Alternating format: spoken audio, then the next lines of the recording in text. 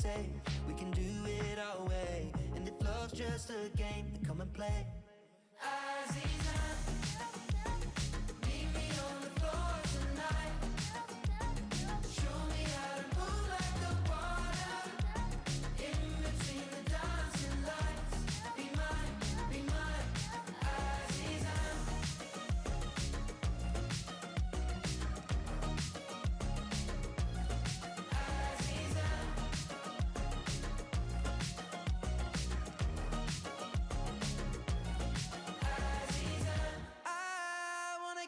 In your ocean and drown. I wanna be careless and free.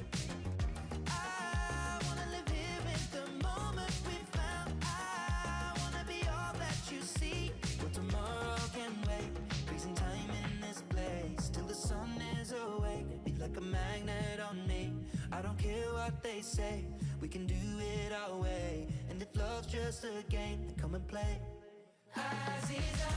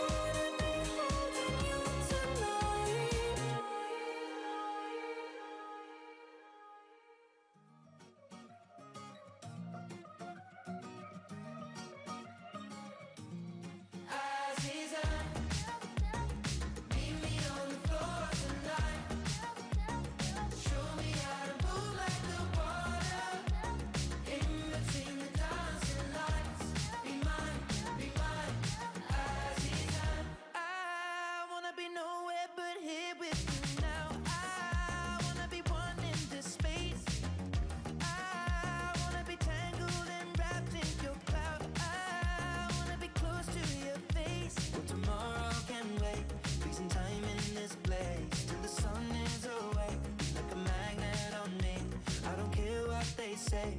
We can do it our way. And if love's just a game, then come and play. Azizan, meet me on the floor tonight. Show me how to move like the water. In between the dancing lights. Be mine, Azizan.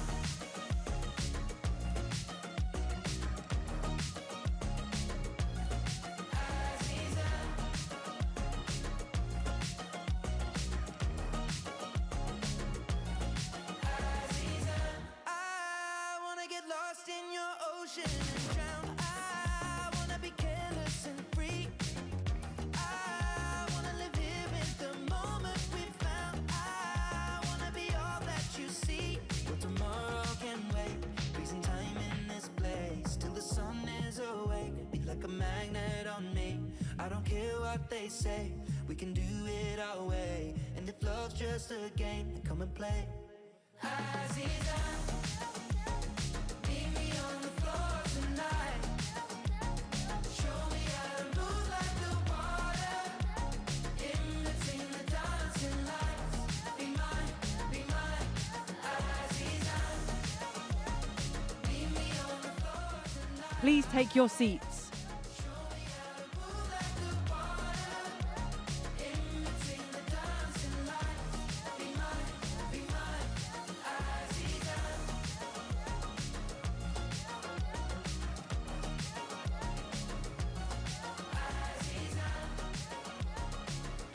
Please take your seats.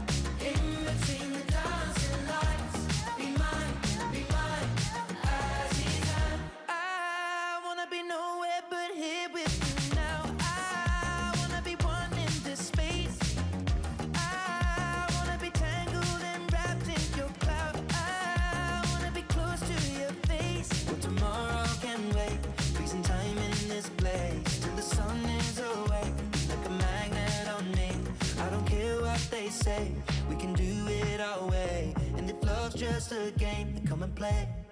Aziza, meet me on the floor tonight. Show me how to move like the water in between the dancing lights. Be mine, Aziza.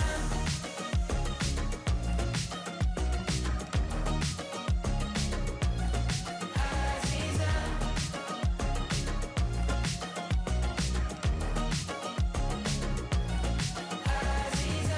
I wanna get lost in your ocean and drown. I wanna be careless and free.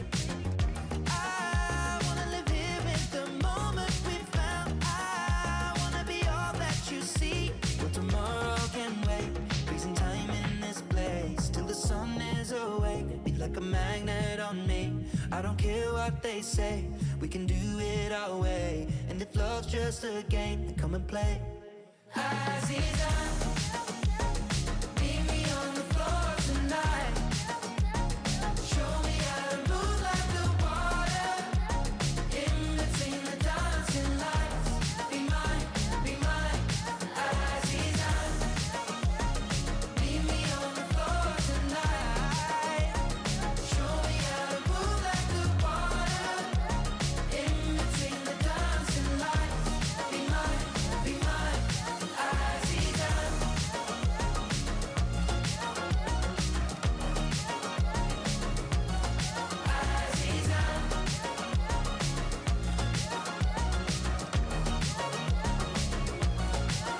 Aziza.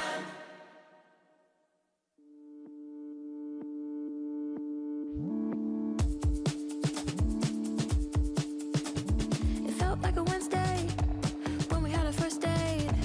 I remember that place. I kinda sensed some fate. Stars drawn around scars, yellow beams in my heart. Don't tell anyone. Don't.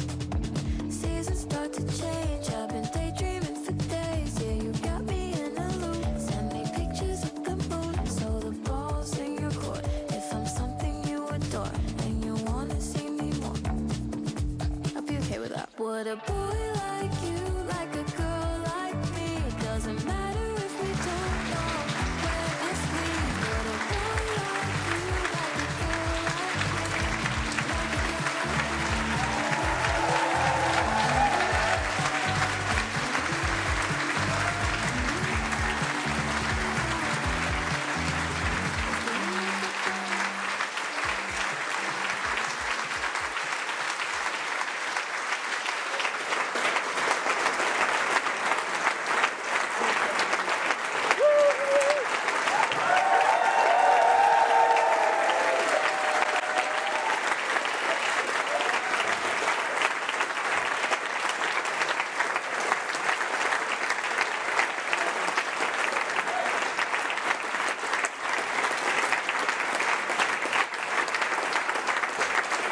Welcome. So, welcome conference. Welcome to this special conference here at the fantastic Congress House. Isn't it great to be here today in this historic building? We're here for a special conference. It feels like the sort of last day of term a bit today, doesn't it? It's kind of non-uniform day. Not for you today, Andy. Maybe we'll go and have a water fight later out the back if anyone's up for that. But we're here to announce who is going to be the next Labour leader. I can feel the tension in the air. The anticipation is rising. I know you're all looking for those special clues. Who's got their lanyard on? Who's got the tie on? Are their legs crossed? Well, all will be revealed very soon. It feels a bit like the tension we all felt on Wednesday night, watching England play Argentina. I know. Wouldn't it have been nice if that was 369-1 on Wednesday night? But alas, it wasn't. And we don't have a World Cup final to look forward to, but we do have a new chapter, a new era of the Labour Party to look forward to. But before we turn the page, I just want to take a moment to consider the last chapter. and pay a few respects, and I hope you will all join me in doing that. First of all, can I thank and pay my respects to Keir Starmer.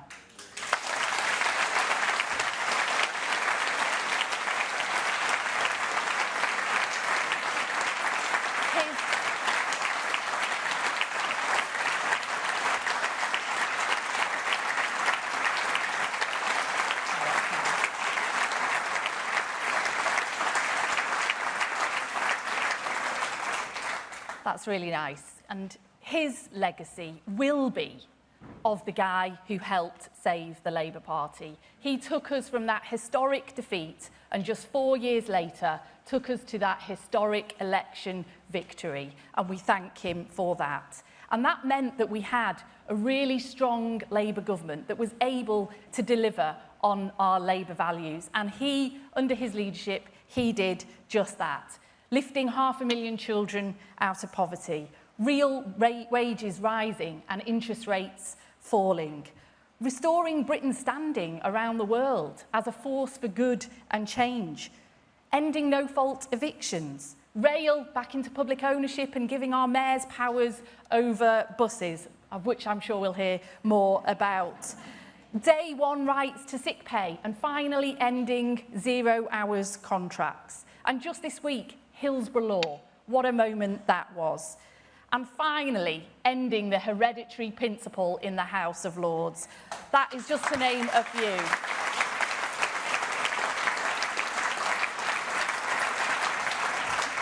That is a legacy he can be very, very proud of. And can I also thank Keir and his team for the way in which they've conducted themselves in recent weeks, with dignity and with grace. Changing leader is never easy, but I'm really pleased and proud with the way that we have gone through this process as one Labour team. And that wouldn't have been possible without all of you in this room today. I want to say a big thank you as well to the candidates team, still a candidate, Andy Burnham. You and your team have really been incredibly respectful and generous throughout this process. Thank you for that.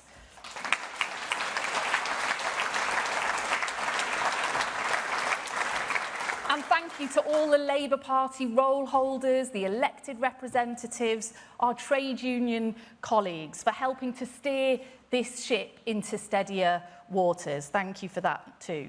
But most of all, can I thank our fantastic General Secretary, Holly Ridley, and all the Labour staff around the country.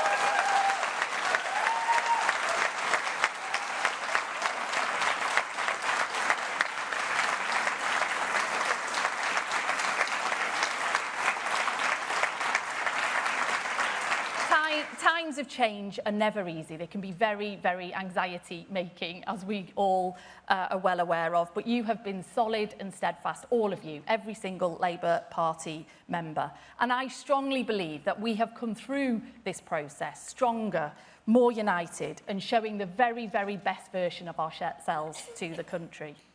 And this gives us a very strong platform as we enter this next chapter, this new era for Labour. People are crying out for change. They're crying out for hope, for agency over their lives. That's what Labour governments and Labour Prime Ministers are elected to deliver on. And I'm really confident with the foundations that we have laid, with the strong and united Labour team that we have, with our values, with our ideas, with our drive, and with our new leader at the helm, that we can rise to that challenge and we can change people's lives for the better. And we can, in doing so, restore faith in politics, restore trust in Labour. So, conference, let's be proud, let's be loud. Together we can do this. Thank you very much.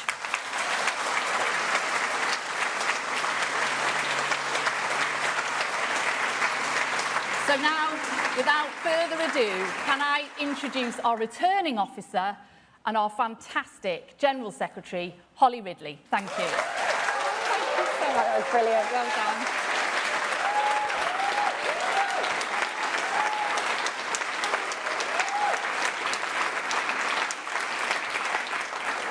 Thank you, Lucy, and good afternoon, everyone. It is always a privilege to see our party gathered together.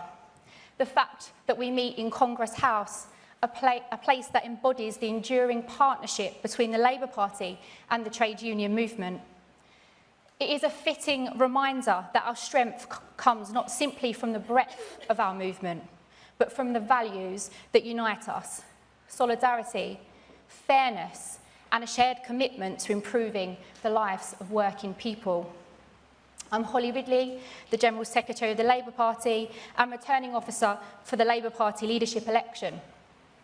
In a brief moment, I will hand over to Shabana Mahmood as Chair of the National Executive Committee to announce the new leader of the Labour Party. But first, I want to say a thank you to the Procedures Committee of the NEC for their leadership in overseeing this process and ensuring that it has been conducted fairly, and to the Labour Party staff for their professionalism and hard work throughout this period. But before we can announce the result, the returning officer needs to read a formal declaration. As returning officer, I formally declare that I am satisfied that this election has been carried out in the manner which is fair and fully compliant with the Labour Party rules. So, without further ado, I will now introduce Shabana Mahmood, Chair of Labour's National Executive Committee, who will announce the new leader of the Labour Party. Good luck.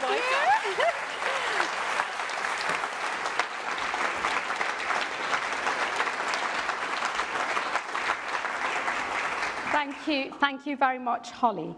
As Chair of the National Executive Committee of the Labour Party, I have the honour of announcing the result of the Labour Party Leadership Contest 2026.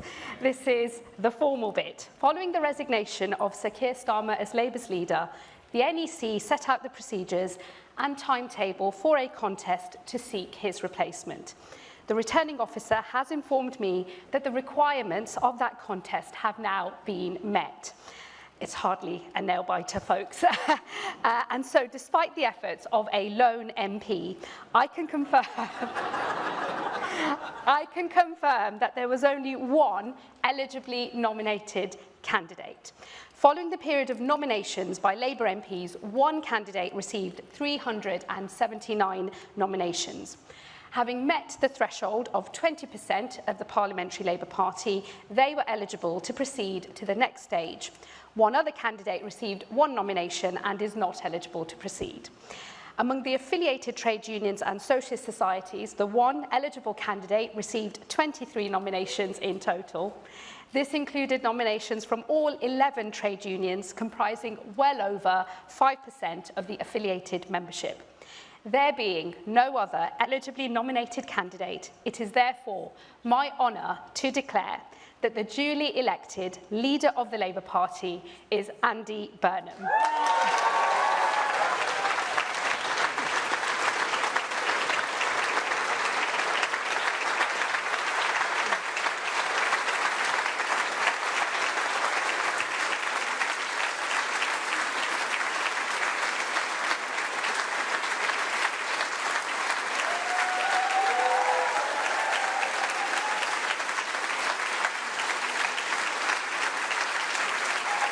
Thank you, everybody. Thanks so much. Thank you. Thank you, everyone.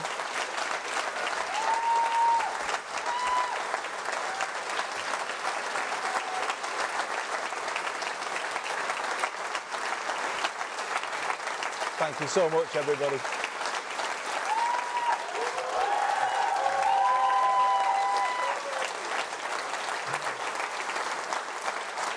Thank you very much. Thank you.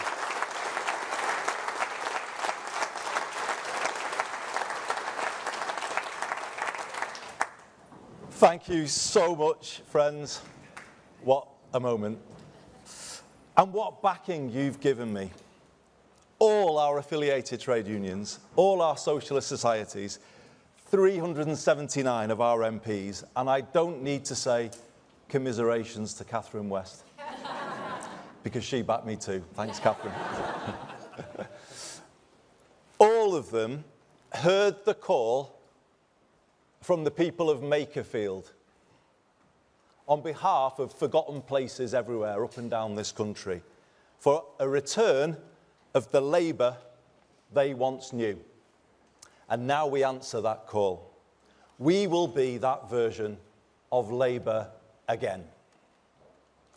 We are united today, as Holly said, as Lucy said and Shabana said, and thank you so much for your words. We are united, and we put the power that comes from that unity at the service of people and places who have been waiting too long for politics to let them hope again. And that's what we're going to do, everybody. We're going to give them hope back. This is a proud moment you have given me and my family today, and an emotional one. But it is one for which I am ready. I am ready. Ready to lead and to build on the foundation laid by one person more than any other. Under Keir Starmer's leadership, we went from our worst defeat to one of the best victories in our history. Keir put Labour back in a position to change people's lives, and that is what we have been doing these last 2 years. New rights for workers and for renters. NHS waiting lists falling for the first time in years. In fact, since I was Health Secretary, I think, so well done, Wes. Rail back under public control.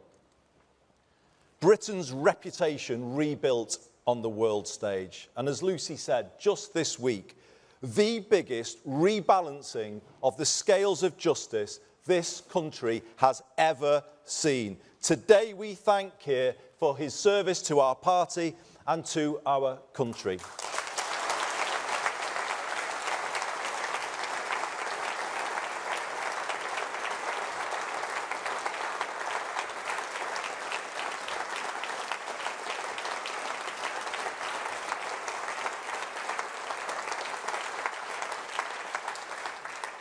Ten years ago, he and I worked together, drawing up the original Hillsborough law in my office in the aftermath of the second Hillsborough inquest. And I drew on all of his legal expertise when I presented that bill to Parliament.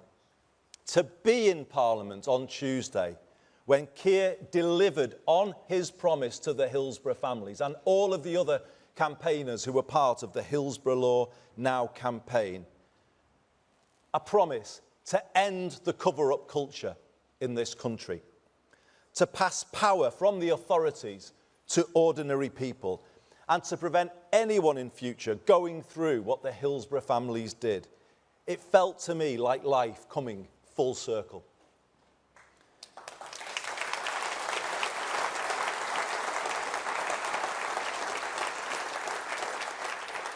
My journey to this stage today began in earnest at Anfield in April 2009. The COP made me confront the fact that this country does not work for working class communities like the city of my birth. In fact, it's worse. It turned its back on them. Political power was used viciously against them to protect vested interests. Economic power cruelly stripped with the deindustrialization of the 1980s, as it was against so many places up and down the land. And let us never forget, these are the very same places that built this labour movement, this trade union movement where we are today, Paul. Those are the places, but they were the places that were done down. This labour movement, the trade union movement, was forged in the steelworks and ironworks of Sheffield, Scunthorpe, Port Talbot and Teesside, in the coalfields of South Wales, Central Scotland, Nottinghamshire, Derbyshire, Yorkshire and Lancashire, in the mills across the Pennines, west and east, in the shipyards on the Clyde and on the Tyne, and in the dockyards of Liverpool and here in London. The people of these proud places made Labour. But we have to ask ourselves, just as I had to ask myself at Anfield that day, have we been good enough for them? Change starts with honesty. We must recognise that this generation of politicians, myself included, have failed to challenge a political culture and an economic model that simply doesn't work well enough for ordinary people. 4 decades of the neoliberalism that began in the 1980s have not been kind to the places that built our party, nor to the communities across the UK in rural and coastal areas. So we pledge today to them to be better. And as I accept the honour of leading this party forward, I will tell you about 5 things I will do to make us so, to make us better. First, I will work relentlessly to build a culture of one Labour team, because change starts with us.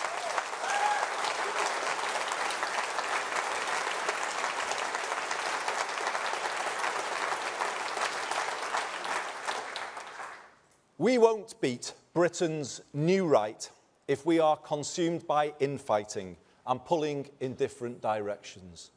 That is, and always has been, an indulgence that falls heaviest on the people who need Labour most.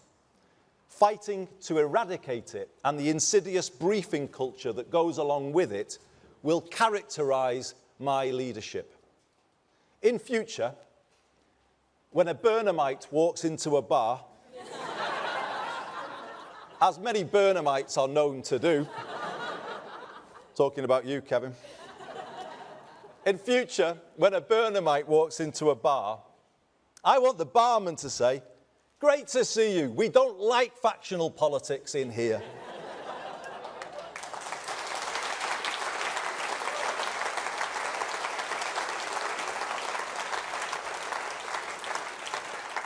Now, you might know, and your reaction suggests so, there's a different version of that joke told by people who put internal politics before anything else. But here's the truth. Their factionalism has bedevilled us. Today we move beyond it. I have supported all our Labour leaders in my lifetime because I believe a united Labour Party and Labour movement is the best hope for our country. And I know you believe that too, as do our members up and down the land.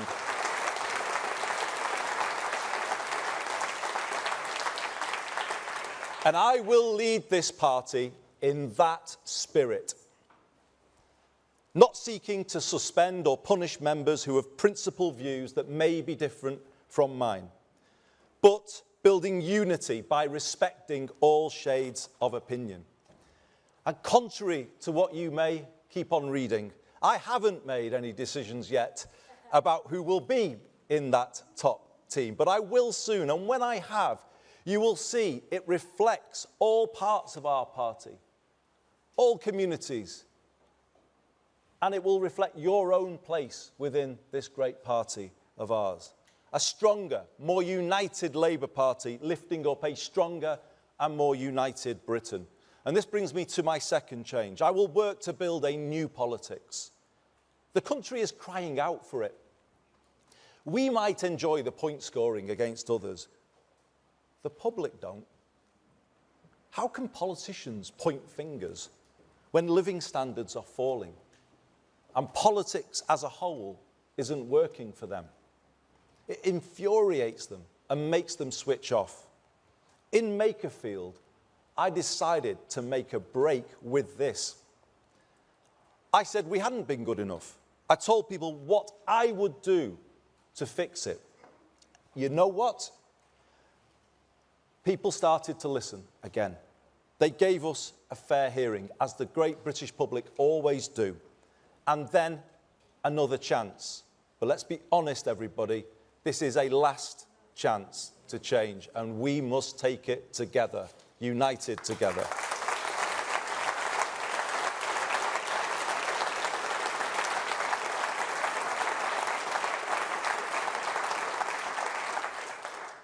tell people what we will do, rather than always going on about others. And if we do more of that, let's see if we can get the ear of the country as well, not just Makerfield. Let's take a problem-solving rather than a point-scoring approach. Let's have the courage to fix the big things that politics has neglected, like social care, and have the conviction to go out there together and argue for our plans. And let's have the self-confidence to find common ground with other parties where we can. By seeking more consensus, we may just find the change we make is more lasting. We may find our political discourse in this country becomes that little bit less toxic, and we should be working to achieve that too. And the turbulence of the last decade may not quite feel as so inevitable as it does today. My third change is our political direction. Yes, we will work with other parties where we can, but doing so from the clarity of knowing exactly where we stand. As your leader, I will set a direction that is distinctively Labour.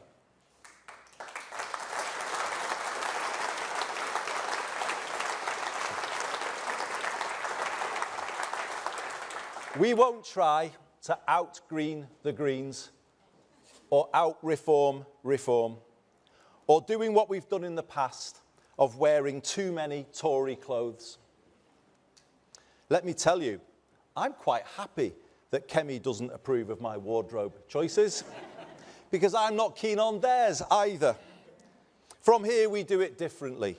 We win by being us. Boldly, confidently, authentically us. Labour. That's how we win. I want people to understand the thinking behind the political direction I set, so people can see the decisions we take and the reasons why. I am clear, Britain took a series of wrong turns in the 1980s. Political power was centralised and economic power was privatised. The country surrendered control of the essentials: housing, water, energy, transport, and left people exposed to higher costs. That in turn led to the concentration of more wealth and power in the hands of fewer people and fewer places. Large parts of Britain were deindustrialised without the power to set new ambitions for themselves. Proud British towns, now a shadow of what they once were, and high streets in decline, so common up and down the country.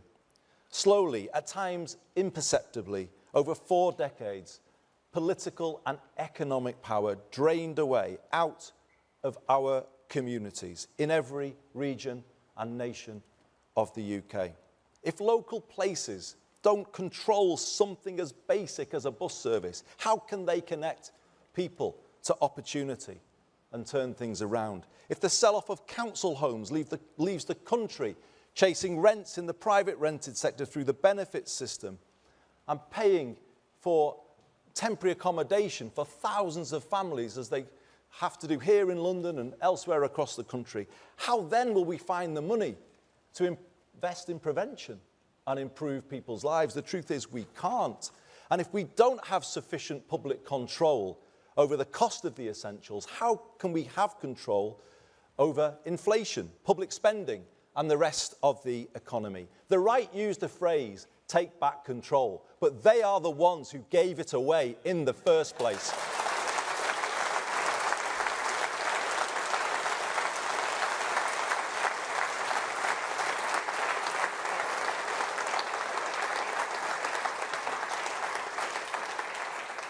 If we want an economy and a country that works for all people and places, which to me should always be at the very core of Labourism, then it requires a new path to the one we've been on for the last 40 years. The government I lead will confidently lay that path out starting next week. And that is why this change today is the most significant change moment in our politics for 40 years. It will take us to a country where life is more affordable and all people and places are lifted from where they are now. And conference, this is my fourth commitment to you. I mean it when I say all places. I will be a leader for the north, the south, the east and the west, for Scotland, Wales and for Northern Ireland.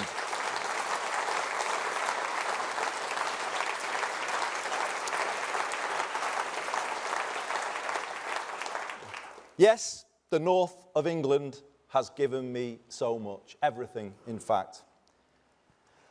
And in return, I have sought to give it the strongest voice I could. That was my job.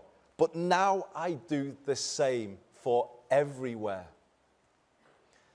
Because I see the same challenges everywhere I look. The same challenges can be found in the southwest as the northwest, or in East Anglia as the northeast. And this is the moment to speak for all parts of the country and unite people in a common cause. I love every part of this country. I love all the different accents, all of the different traditions, some of the football clubs. But no, I love every part of it. But I also know they can all be more than they are. And that's what kind of drives me in politics, the kind of feeling that they should be more than they are. The feeling that kids shouldn't have to leave those places, those proud places, to get on in life. We should make them more than they are, help them take power to be more than they are. And this brings me to my fifth and final promise. We will take power back from Westminster and Whitehall and give it to the place where you live.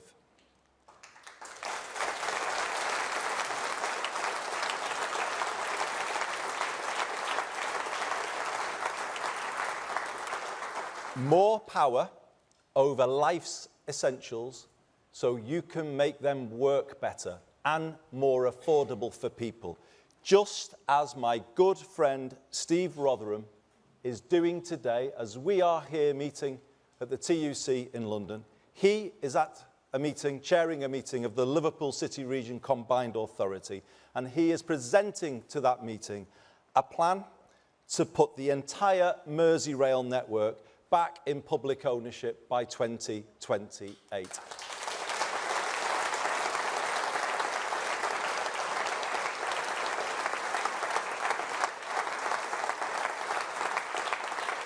A plan to cut fares, make trains run on time, and a railway run in the interests of the passengers, not shareholders. We want to give your area more power to build the council and social homes that you desperately need for those families I was talking about a moment ago. More power to improve your high street, backing local businesses, such as the pubs and the shops that bring them to life. And make no mistake, everybody, I will be a pro-business leader of the Labour Party, as I was a pro-business mayor of Greater Manchester. We turn places round together, and that is the way we ran in Manchester, and we will take to the whole country. And as part of that, more power to reindustrialise and to build an education system based on parity between academic and technical education, to give every young person growing up in different parts of the country a path in life to university or to a work placement, to apprenticeship and into a good job. Hope for every young person is what we are going to be about. And this is it. When you add all of that together, a plan to give people more power, to bring back the hope we have all been missing too much, and people are looking for us to deliver, and we will. So, everybody, you're here and you're sharing this moment with me.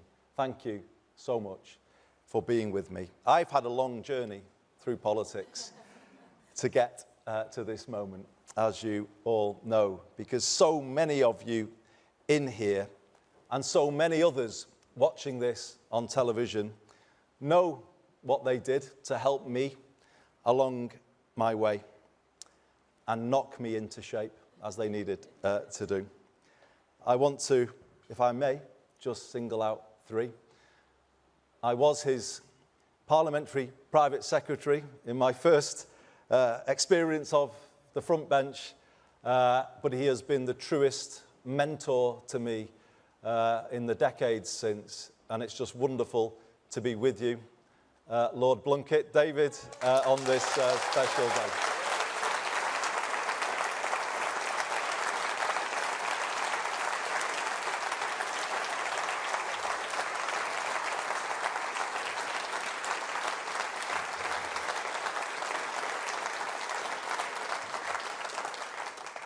I would say he taught me everything I know, but no, he did. And certainly not about football. But it is wonderful to have you at this moment with me, David. Can I also say to Dame Margaret Beckett, you were a wonderful friend to me and guide throughout my time in the cabinet. You were always there for me to give me that nudge that I needed. And similarly, as with David, I am so proud, honoured that you are with us today.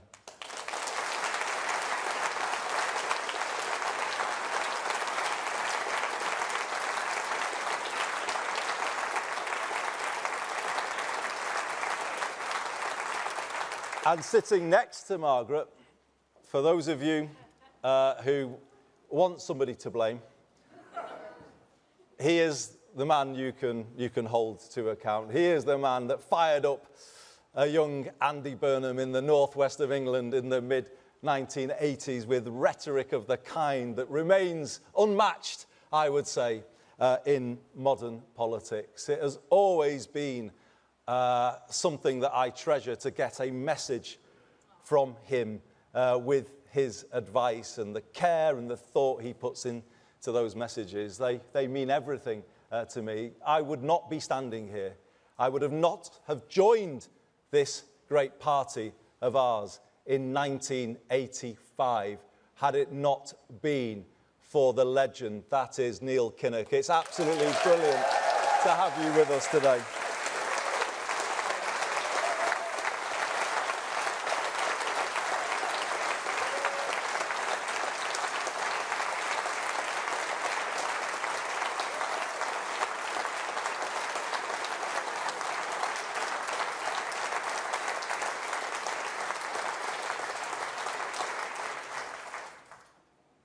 So many of you here who I can't name, so many watching, have helped me get here. I haven't done it alone.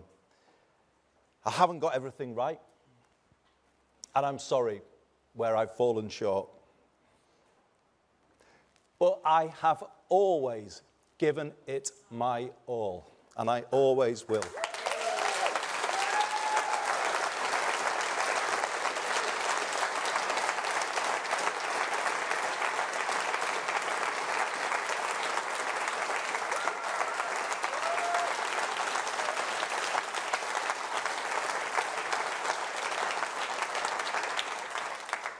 Truly, I've given this party everything I've had, but now it's done the same for me.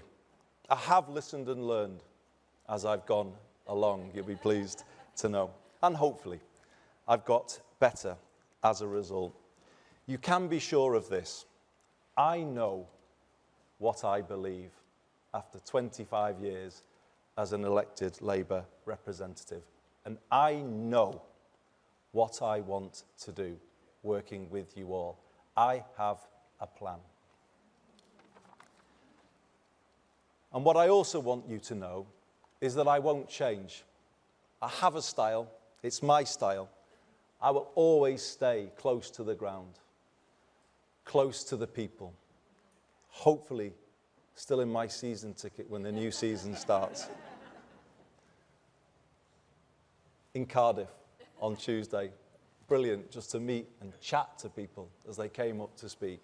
I will always stay the same because I draw my strength from people. I hear things, pick up straws in the wind as I was going about Manchester as my job as mayor, and I say to Kevin Lee, who's here today, and I want to thank Kevin, who's been such a staunch supporter and friend for me on this journey.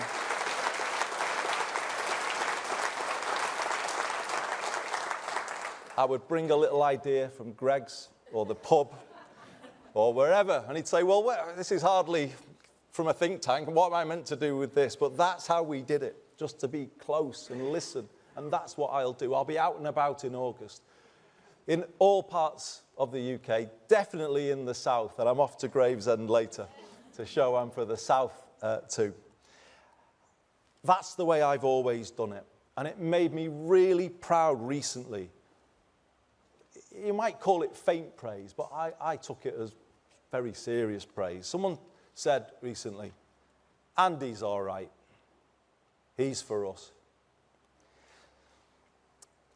I was so proud of that I made it my slogan in Makerfield. I am for us, for all of us.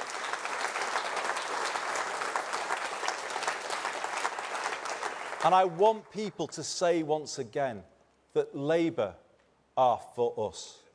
I want that to just fall off people's tongues, and we can do it. We can be that party, the party that puts more power in people's hands, drives good growth in every postcode, and puts hope in every heart, that gets the country pulling together again and moves beyond the divisions of recent years. All people and all places, public and private sectors, in a new sense of unity and common cause. That's my mission as your new leader, to bring back hope. I believe in all of you, and I am confident we can do it. Thank you very much, everyone.